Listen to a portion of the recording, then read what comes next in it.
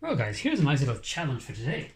So in this kind of question here, alright, we basically have an incomplete elevation and an incomplete plan. Alright, this is what we need to begin to have a little look at. Now what we're saying is that this is a little block that slides through. So you can see a little hidden line as the block slides through it.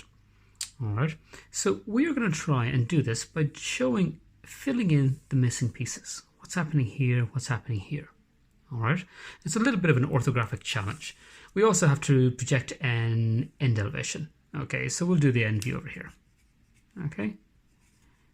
You can see in this one, they're actually not specifying which one to do. We could also do it over there. But look, we'll just choose one side over the other, so we'll go with this one. Now, we have lots of different bits and pieces, but we have a scale of 1 to 1, so we don't need to worry about converting anything. So let's see, can we go ahead and get going? Now, XY line in the middle of the page. We are going to put our plan here, our elevation here. So again, just as always, we'll do a quick little check. Now, there's a little bit harder to figure out exactly how big it is. Okay, we know it's going to be 90 high, but we don't know how long it is. So there's going to be a few little mysteries and puzzles along the way in this. Now with any of these ones though, I would try and start by drawing what I can. So let's see what we can start with. Usually with these drawings is we can split them up into 2 different pieces. So I'm going to see, can I draw the blue piece first? Okay, and then we'll worry about the other one. So we can get this coming along here because I have some lengths here. I have this little pattern. So actually, if I can solve the plan first, the elevation is a bit easier. Let's go for the plan.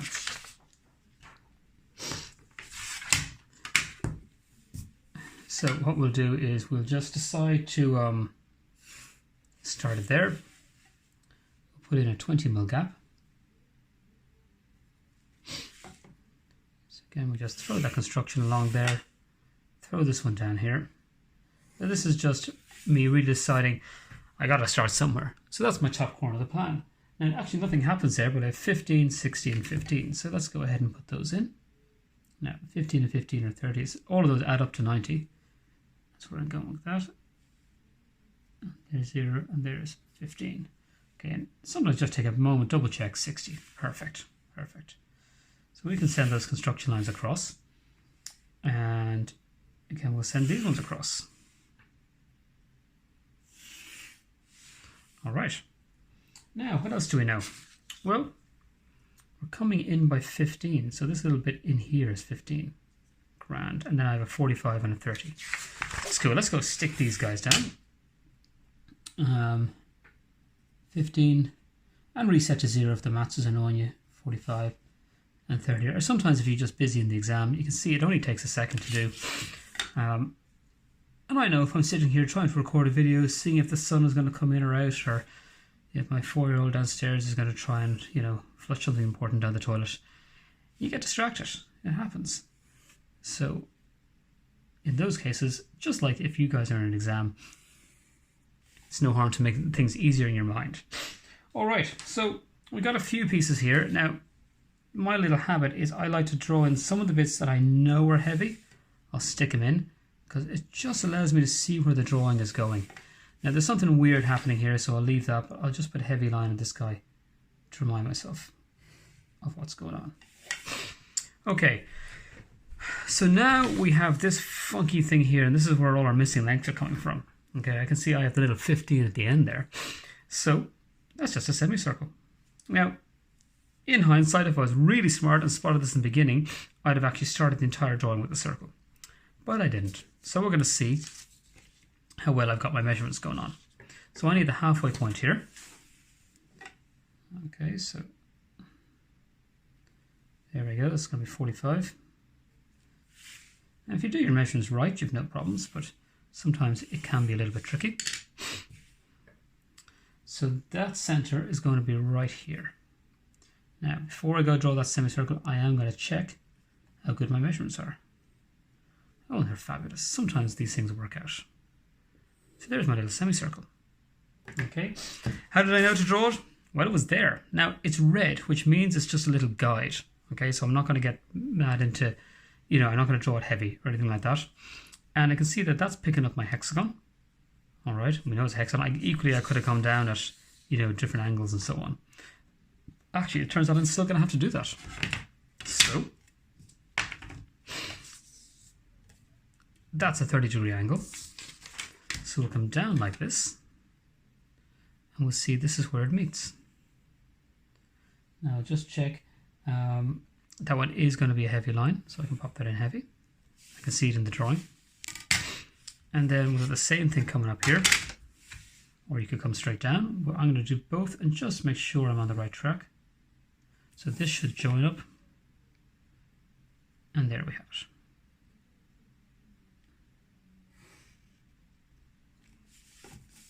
Okay, now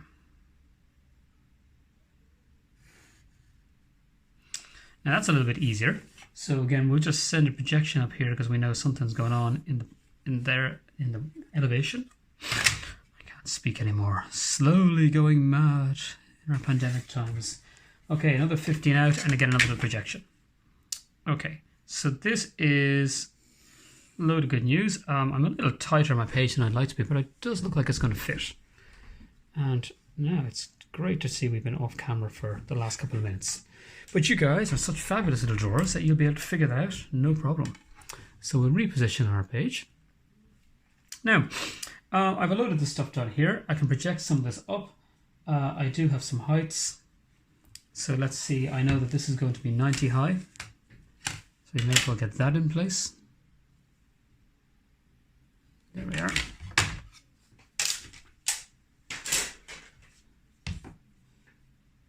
And I'm going to send this projection line right across because I do have an end view to do, if you remember. So I'll cover the end view there. Now I just want to check that's going to be my width, which is 90.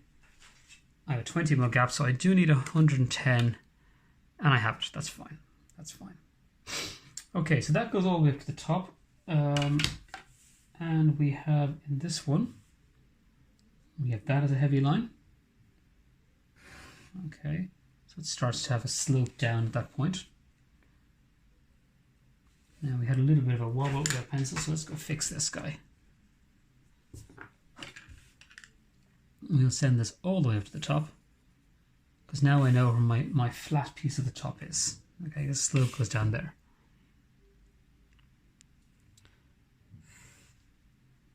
Right, and we can connect this as a construction line. We've got to be careful because it only actually goes to there. Okay, where there's that 15 mm in. So we'll connect that as a construction. Okay, so that's sort of come together a little bit. There's probably, if we have a look at this, is a heavy line up there from the hexagon. We'll throw that one in.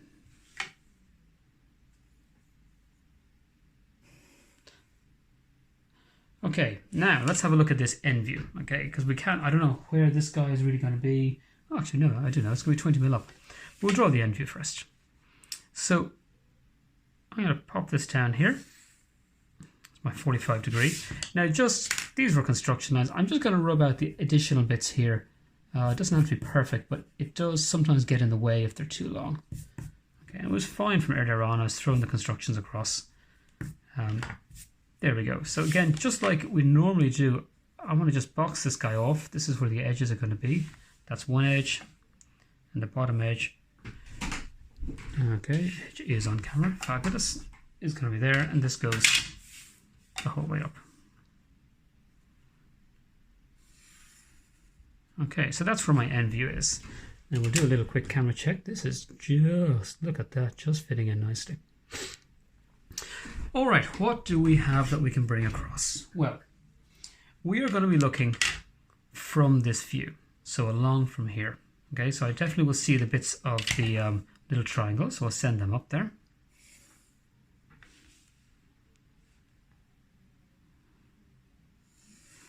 Up it comes. Now we just noticed that the triangle is of course 20 mm up. Okay, so I can get that line in. And just mark that off anywhere really up in the top view and project across everything. And I'll set that up correctly.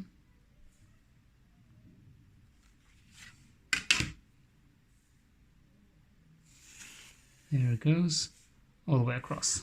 All right. Now, that's the bottom of the triangle. So as I look in from this way, I am going to see the bottom edge.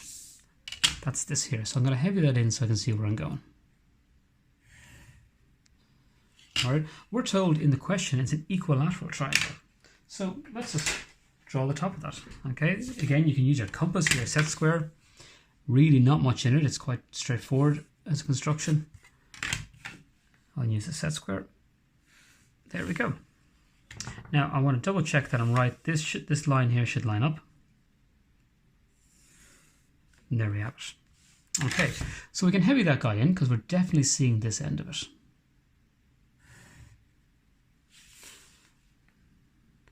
Now, and there we go. Okay, it's not the best line I've ever drawn, but we'll say nothing about that. Okay, that of course gives me the top of the triangle. Fabulous. Let's bring this back. Okay, and we have all the various ends. So I'm just going to put a few of these heavy lines in, just again so I can see kind of where things are going. Something's going to happen there. That's the heavy edge of my triangle. Of course, it comes across. Something's happening here, and we have the heavy edge here. Now, can I draw anything else in this little view? Well, as I'm looking at it, that's all heavy. This just goes up. It's actually quite a straightforward view because there's one big slope that goes all the way up. It's this wide. So from there across. And heavy on the top. So that was actually not too bad. Now there's some hidden lines. Cross that bridge when we get to it. Okay, so what have we got? First of all, we need to try and solve these. So let's look at this side first. This side is much easier, all right? Because that's a big flat plane. Okay, and again, you can see the whole thing is backwards, but this flat plane here, okay, when we look at it from the side, we see an edge view. So that's actually kind of nice. We can draw that in as a heavy edge.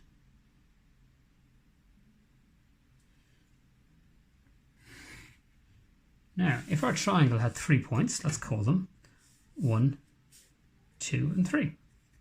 Okay, so 1 is there, and 2 and 3 are kind of behind each other along there.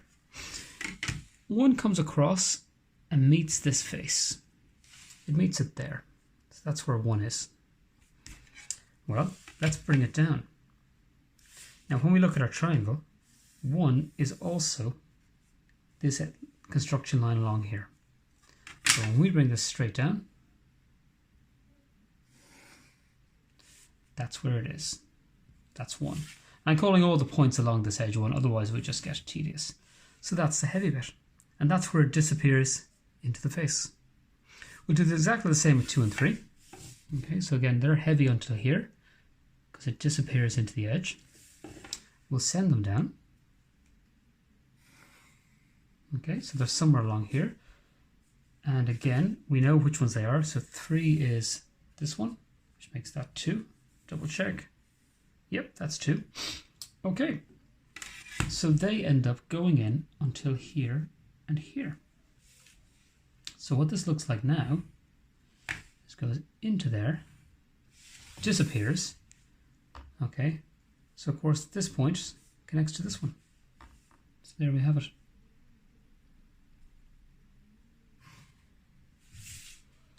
There and there. Right. That's fine. Oh, there's also this little edge coming across here. That's fine. That's where the little blue sloping bit stops. Now we will have a hidden line under here.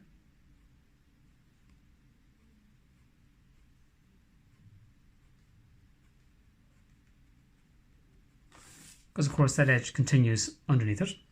And we'll also have a hidden edge here. See, there's like a little fold in there. So we just draw that as a hidden edge in along here.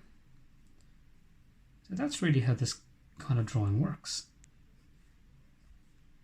We find the points in one view, and we project them to the other view.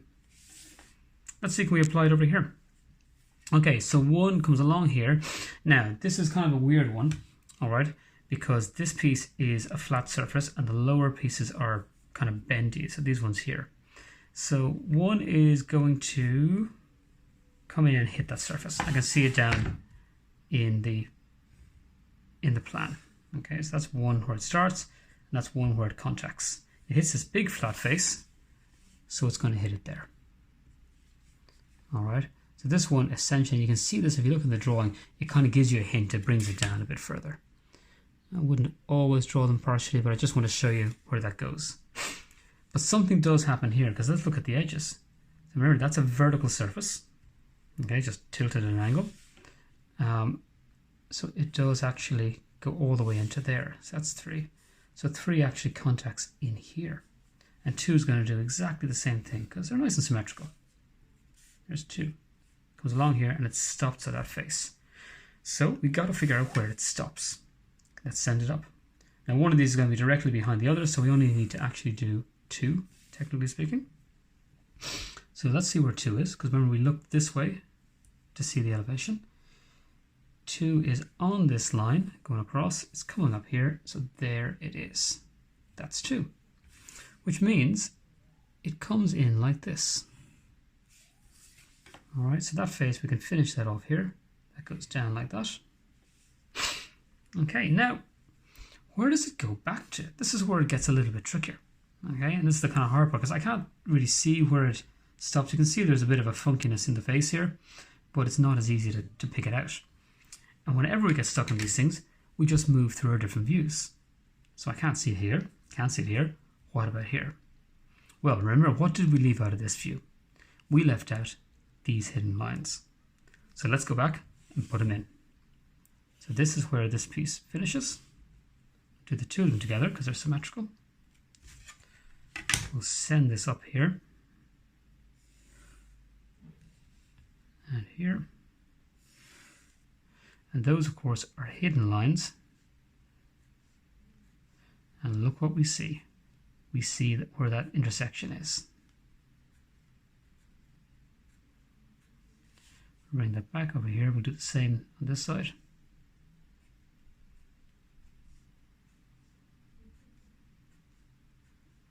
Try and keep these nice and even. I know they're a little bit boring to draw, but okay. So that tells me this little point here and here. Well, what do we know about them? Well, first of all, we can send them back along here. So they're happening somewhere along this line.